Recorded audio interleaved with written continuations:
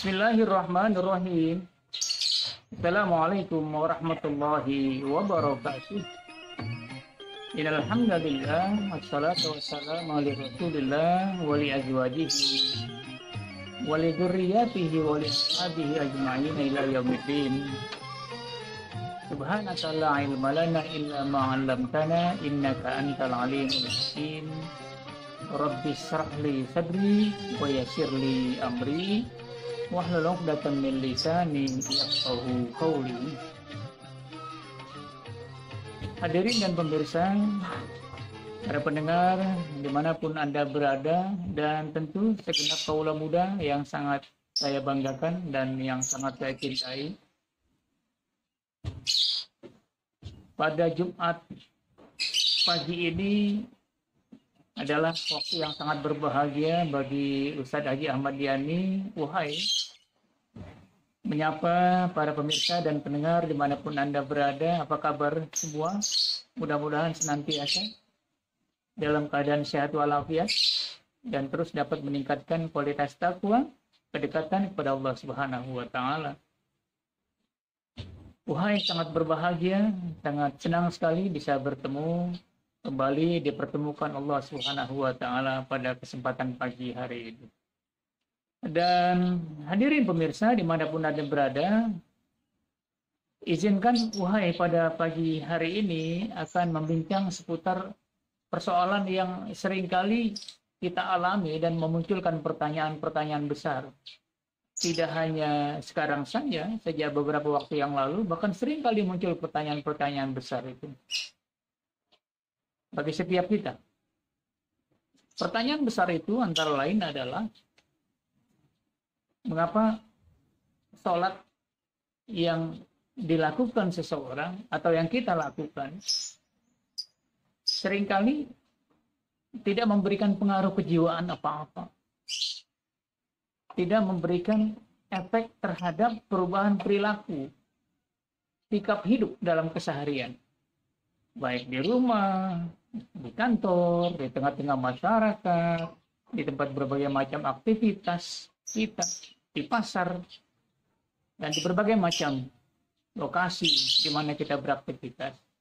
Seringkali salat yang kita lakukan sebatas hanya memenuhi kewajiban, hanya sekedar melaksanakan ritual ibadah makhluk, sementara pengaruhnya, efeknya terhadap perilaku sikap hidup kita atau sikap hidup seseorang itu tidak banyak. Padahal kata Allah Subhanahu wa Ta'ala sudah sangat jelas, inna sholata tanha anil fahsya'i wal munkar. Nah, dengan demikian sebenarnya masalah kita di mana sebenarnya? Persoalan pokoknya ada di mana? Ketika kita tidak bisa merealisasikan nilai-nilai sholat itu di dalam kita beraktivitas sehari-hari, dalam kehidupan kita sehari-hari. Hadirin dan pemirsa dimanapun Anda berada, sudah barang tentu banyak ikhtiar bagaimana agar sholat kita bernilai, memberikan efek positif terhadap kehidupan kita sehari-hari. Setidaknya ada yang menawarkan bahwa salat itu mesti khusyuk, konsentrasi penuh, tinggalkan semua pikiran dan apapun yang ada dalam benak kita ketika kita menghadap Allah Subhanahu wa Ta'ala. Tinggalkan itu semua. Dan pada saat kita Allahu Akbar, kita sudah tinggalkan semua aktivitas duniawi dan kita fokus menghadap Allah Subhanahu wa Ta'ala. Kekhusyuan kita, konsentrasi kita bangun pada saat kita melaksanakan sholat. Dan itu banyak pandangan yang menyatakan caranya adalah dengan memahami doa-doa, memahami bacaan-bacaan dan gerakan-gerakan yang kita laksanakan di dalam aktivitas sholat itu. Tetapi hadirin yang dimuliakan Allah Subhanahu wa Ta'ala, kekhusyuan kita di dalam sholat lagi-lagi belum tentu juga memberikan pengaruh positif terhadap perubahan sikap dan perilaku kita dalam kehidupan sehari-hari. Ya sholat, ya kemudian berdusta jalan terus, ya sholat, kemudian membohongi orang, menipu orang juga tekun, ya sholat juga, tapi mengambil hak orang lain dengan sewenang-wenang, korupsi dan segala macam yang lain tetap dilakukan, ya sholat juga rajin, tapi melakukan berbagai macam aktivitas yang bernuansa maksiat kepada Allah Subhanahu wa taala. Di sini kan berarti ada problem. Nah, hadirin yang dimuliakan Allah Subhanahu wa taala, Al-Ghazali menawarkan bentuk lain bagaimana agar salat kita ini memberikan efek perubahan terhadap sikap dan perilaku kita menjadi lebih baik, menjadi tanha anil fahsya'i wal munkar.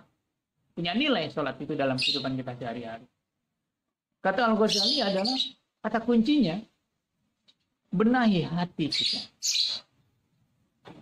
Kita bisa salat khusyuk, kita bisa konsentrasi salat, berhadapan dengan Allah Subhanahu wa taala ketika di dalam hati kita tidak ada penyakit hati. Tidak ada marad, fi qulubihim marad. Nah, marad ini penyakit hati. Kalau penyakit fisik itu daun, penyakit fisik. Tapi kalau marad di dalam Al-Qur'an fi qulubihim marad, kata-kata marad itu menunjukkan kepada penyakit hati. Kata Al-Ghazali, seseorang bisa salat dengan khusyuk ketika memang di dalam dirinya terhindar dia, lepas dia dari marad, dari amrad, dari berbagai macam penyakit hati. Tidak ada dengki dalam dirinya, tidak ada hasud, tidak ada fitnah, tidak ada provokasi, tidak ada kebencian, tidak ada takabur, tidak ada ketamakan, keserakahan. Itu semua adalah jenis-jenis penyakit hati. Ketika orang bersih dari penyakit-penyakit hati, amrad yang demikian, maka dia pada saat menghadap Allah Subhanahu wa taala, ketika dia melaksanakan sholat, pasti dia konsentrasi penuh berhadapan dengan Allah Subhanahu wa taala. Ketika Allah Akbar dia lakukan di awal takbirnya, maka sudah barang tentu dia sangat konsentrasi, sangat khusyuk, sangat fokus menghadap Allah Subhanahu wa taala. Hilang sudah hal-hal yang bersifat duniawi, karena hatinya dipenuhi dengan kedekatan dengan Allah Subhanahu wa taala. Tidak ada marad, tidak ada amrad di dalam hatinya, bersih. Nah, sama halnya juga dengan ketika sholat itu diharapkan memberikan efek positif terhadap perubahan perilaku. Dari akhlak yang mazmum, akhlak yang tercela, dengan sholat kemudian bisa berubah menjadi punya akhlak yang mahmudah, punya akhlak yang terpuji. Bagaimana caranya? Lagi-lagi Al-Ghazali juga menawarkan marad itu mesti kita bersihkan, mesti tidak ada dalam diri kita. Bersihkan diri kita, hati kita, jiwa kita dari amrad tadi. Tadi sudah saya sebutkan, dari iri, dari dengki, dari tamak, dari hasud, dari provokasi, dari ghibah, dari namimah, dari perseteruan, dan berbagai macam kegiatan aktivitas, aktivitas yang buruk, yang itu menjadi bagian dari penyakit hati. Nah, ketika itu ada dalam diri kita, dan kemudian pada saat sudah bersih diri kita dari marad tadi, pada saat kita sholat, kemudian kita konsentrasi penuh, kita fokus penuh menghadap Allah Subhanahu wa taala, tidak lagi disibukkan dengan persoalan-persoalan duniawi, maka ketika selesai sholat, kita juga pasti akan melakukan hal-hal yang terpuji. Bagaimana mungkin kita melaksanakan kegiatan-kegiatan yang negatif kalau di dalam diri kita sudah tidak ada lagi fitnah, tidak ada lagi iri, tidak ada lagi dengki, tidak ada lagi perseteruan, tidak ada lagi pendusta, tidak ada lagi keinginan-keinginan melaksanakan perbuatan-perbuatan yang negatif, akhlak-akhlak yang tidak terpuji. Maka sudah barang tentu di dalam sholat kita fokus khusyuk menghadap Allah Subhanahu wa taala, dan setelah sholat luar biasa. Itu akan memberikan efek yang sangat positif terhadap perubahan perilaku kita. Tidak hanya dalam kegiatan-kegiatan yang sifatnya skupnya lebih sempit, misalnya di dalam rumah tangga, dengan istri, dengan suami, dengan anak-anak, akhlak-akhlak terpuji itu terbawa dan bisa kita lakukan setelah kita rajin melaksanakan sholat. Tetapi juga dalam skup yang lebih luas, dalam skup bermasyarakat, bertetangga, berwarga, bernegara, mematuhi aturan-aturan kesepakatan norma-norma undang-undang yang disepakati di perjalanan pada saat kita mengendarai kendaraan baik motor maupun mobil. Ada lampu merah menyala, pasti kita akan berhenti. Mengapa? Karena hati kita dipenuhi dengan akhlak karimah. Karena di dalam hati kita sudah terhindar, jiwa kita sudah terhindar dari amrah, dari berbagai macam penyakit-penyakit hati. Dan ini semua akan memberikan efek positif terhadap diri kita pada saat kita berada pada posisi di mana situasinya lebih kompleks, di mana situasinya atau keadaannya lebih luas lagi. Di kantor kita, pasti kita akan tetap membawa nilai-nilai sholat kita di dalam kantor kita. Kata kuncinya adalah ada pada kejernihan hati, kebersihan hati, dan kebersihan jiwa. Ketika kita berada di pasar, demikian juga sebagai pedagang. Mana mungkin dia mau menipu?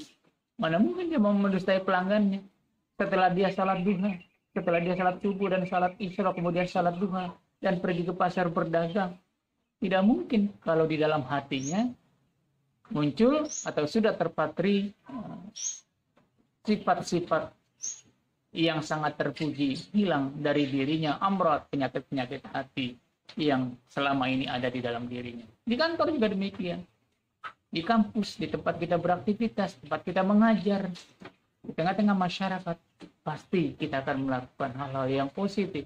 Pasti sholat kita akan membawa kita kepada tanha anil fahsya'i wal munkar.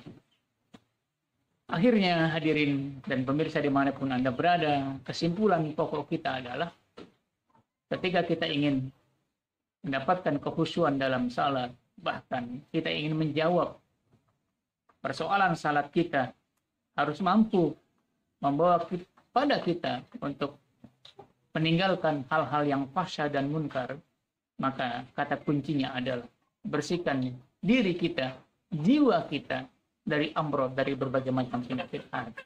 Insya Allah itu semua akan memberikan efek positif, perubahan yang sangat positif terhadap sikap dan perilaku kita pasca kita melaksanakan sholat, baik sholat berjamaah di rumah maupun sholat berjamaah di masjid.